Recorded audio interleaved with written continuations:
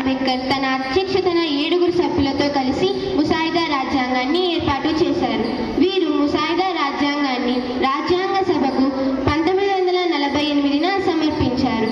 ఇందులో 315 ప్రకటనలు మరియు 8 షెడ్యూళ్లు ఉన్నాయి. ముసాయిదా రాజ్యాంగాన్ని ప్రజల ముందు 8 నెలల పాటు ఉంచడం జరిగింది. ఈ సుదీర్ఘ సమయంలో విమర్శకులకు మరియు సలహాదారులకు రాజ్యాంగంలోని ప్రకటనపై తమ భావాలను వ్యక్తీకరించడానికి తగినంత సమయం దక్కింది.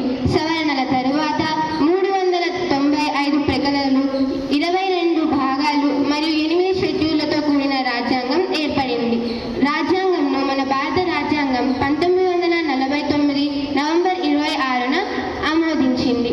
1950 జనవరి 26న అమల్లోకి వచ్చింది. భారత రాజ్యాంగంను 1949 నవంబర్ 26న ఆమోదించింది. దీనికి గుర్తుగా మనం ప్రతి సంవత్సరం భారత రాజ్యాంగ దినోత్సవంను నవంబర్ 26న జరుపుకుంటాం. భారత రాజ్యాంగానికి రాజ్యాంగ సభను తయారు చేయడానికి 2 సంవత్సరాలు